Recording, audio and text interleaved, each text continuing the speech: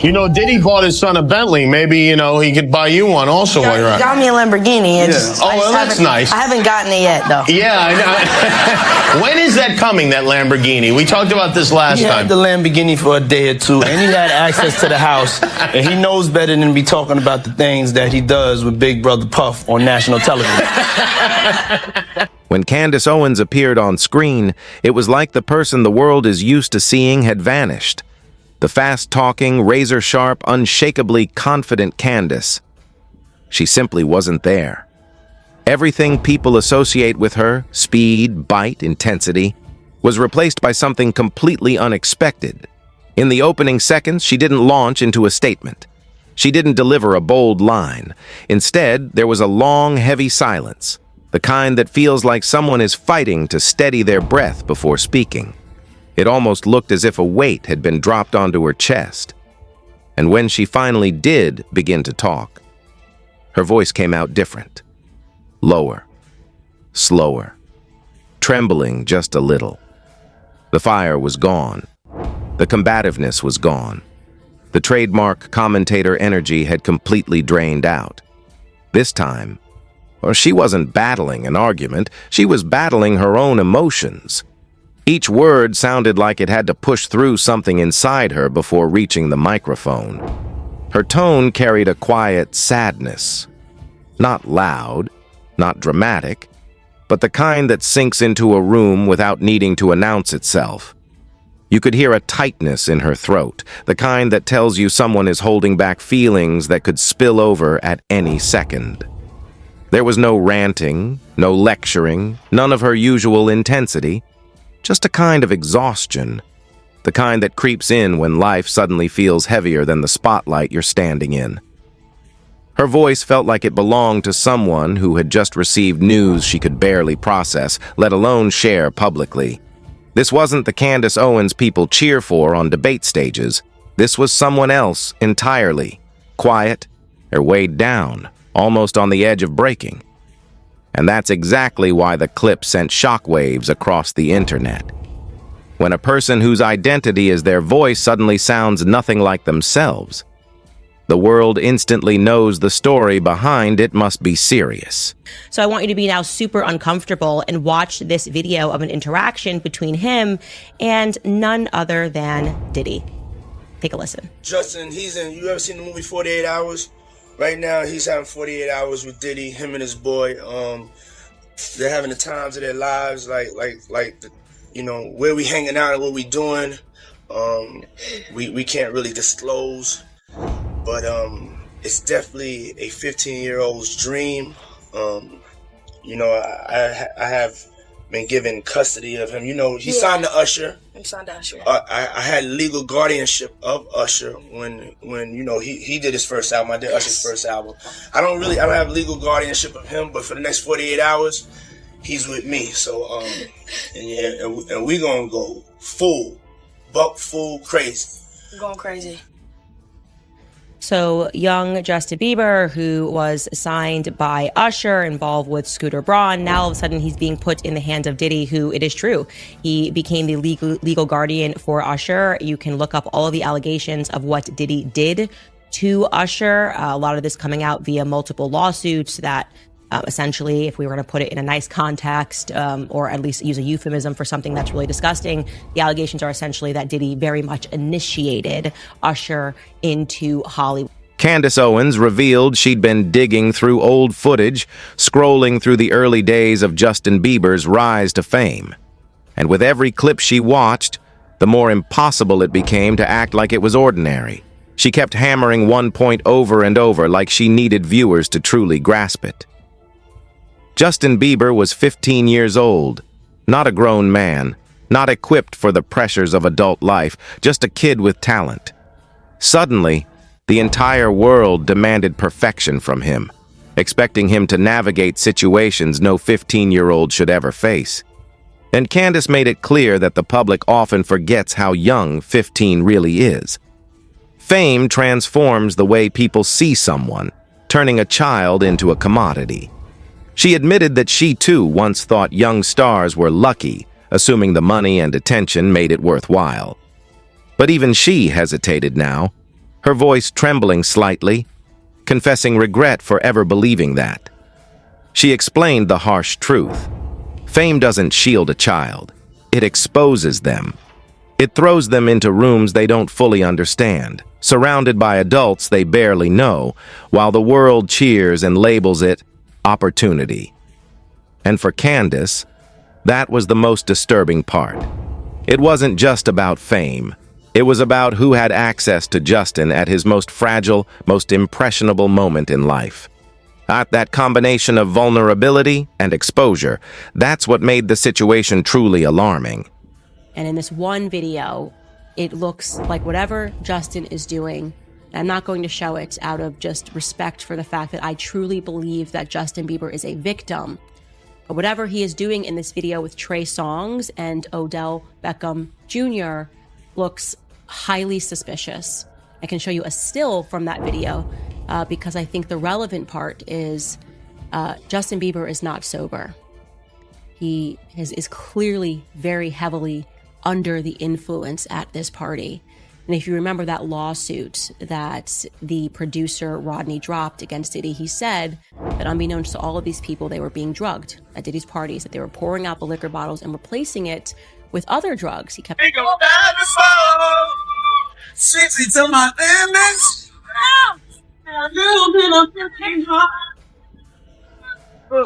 I got back. I gotta feel that experience. I'm coming back. So good. Happy New Year! Woo! Unearthing videos of Justin Bieber at Diddy parties. Now, Justin Bieber was obviously extremely young when he entered the industry, extremely innocent when he entered the industry, an industry that he did not quite understand as a boy who just knew how to sing and play the guitar and just did both of those things on YouTube.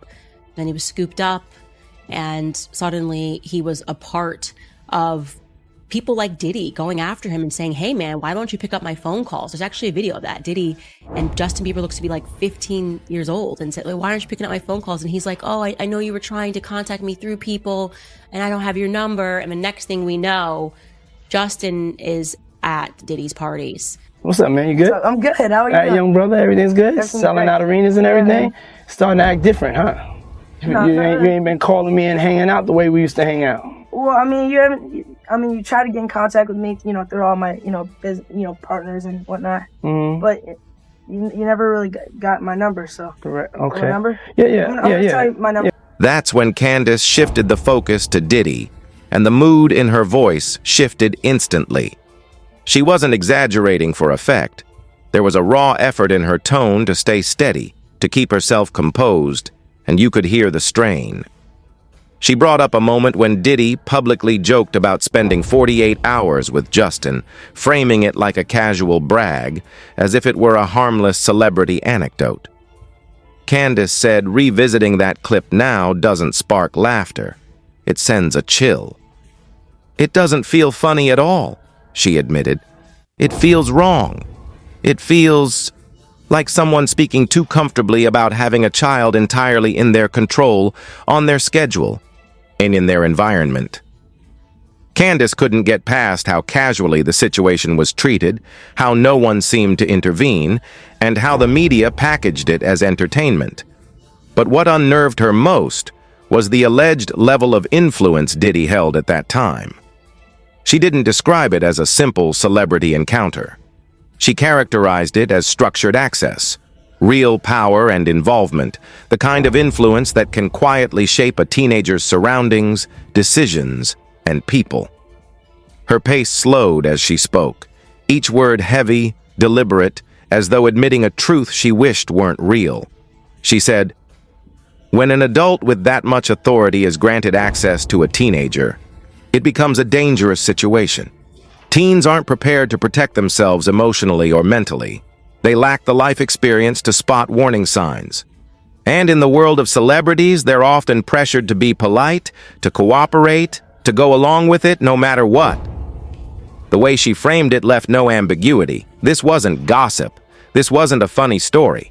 This was a glimpse into the kind of power dynamics and vulnerability that can quietly put a child at risk while the world watches, applauds, and calls it opportunity. He did an interview back in 2020 with Zane Lowe. I think this was on Apple Music. And he was speaking about another young artist that was coming up, Billie Eilish, and Eilish.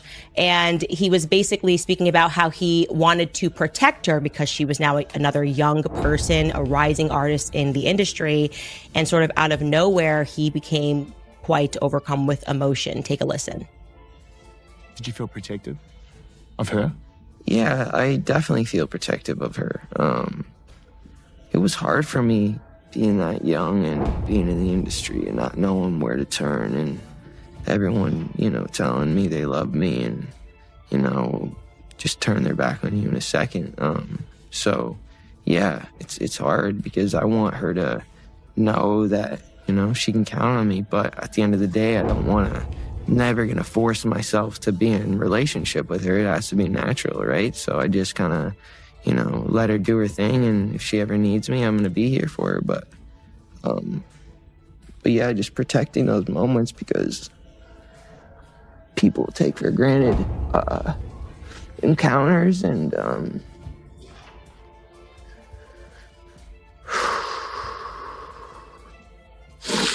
yeah. So yeah. I just want to protect her, I don't want her to lose it. I don't want her to, go through anything I went through. I don't wish that upon anybody. So, yeah, if she ever needs me, I'm just a call away. I'm not even kidding. Watching that clip makes me emotional because he is saying so much without really saying anything. Candace Owens said she kept thinking about what it must have felt like for Justin Bieber, a 15-year-old expected to keep smiling, to keep performing in spaces no child should ever be. Not just interviews, not just concerts, but rooms and events designed entirely for adults. She referenced accounts from insiders, people claiming to have seen Justin in moments where he looked uneasy, out of place, like he didn't belong. Candace avoided graphic details, keeping the story appropriate for public audiences, but the core message was unmistakable.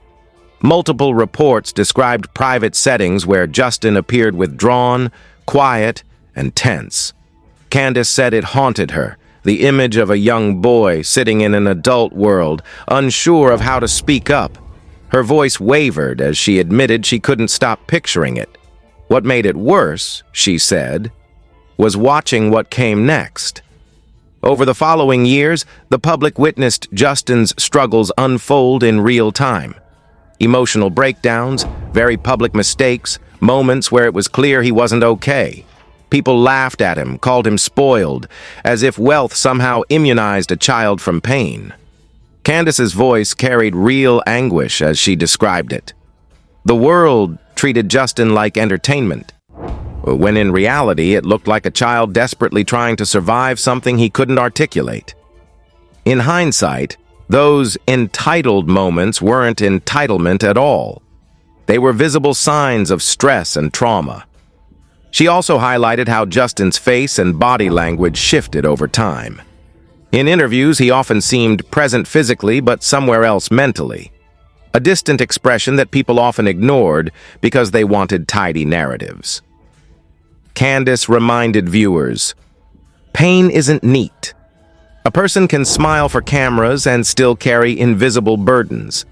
She pointed out that in certain situations, when specific individuals or time periods were mentioned, Justin would tense up, his body reacting before he even spoke. Reactions like that, Candace emphasized, don't happen without cause. And then she pivoted to what frustrated her most. It wasn't just what was alleged about Diddy, it was the total failure of the adults who were supposed to protect Justin. She didn't speak with anger, but with a heavy, almost broken sadness, highlighting the responsibility that was ignored while a child navigated a world far too complex for his age. Candace Owens spoke with genuine heartbreak. She asked the questions no one else seemed willing to voice. Where were the managers? Where were the mentors in the industry? Where were the adults profiting from Justin Bieber's talent when he most needed protection? She explained it felt like everyone wanted to stand beside Justin when the cameras were on, bask in the glow of his success. But the moment boundaries needed to be enforced, nobody stepped forward. But Candace stressed a chilling truth. Sometimes the most damaging part of a story isn't the villain, it's the crowd of adults who watch and do nothing. She said fear often drives that inaction.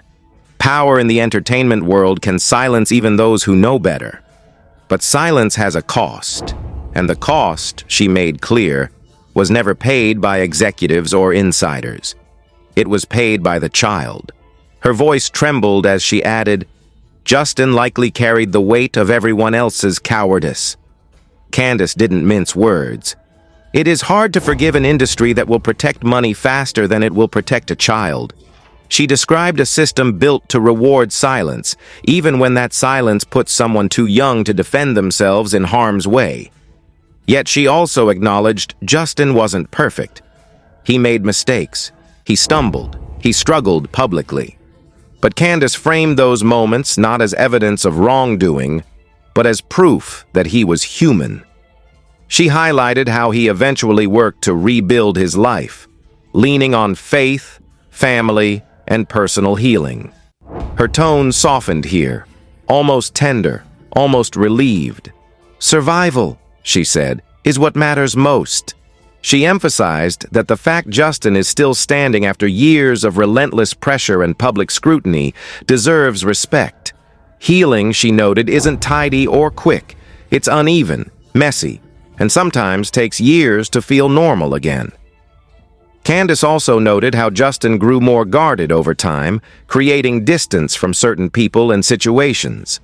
She pointed to moments in older interviews where he appeared uncomfortable or deliberately avoided interactions. Yet much of the public dismissed it as mere celebrity awkwardness, never considering the deeper story behind his body language and choices.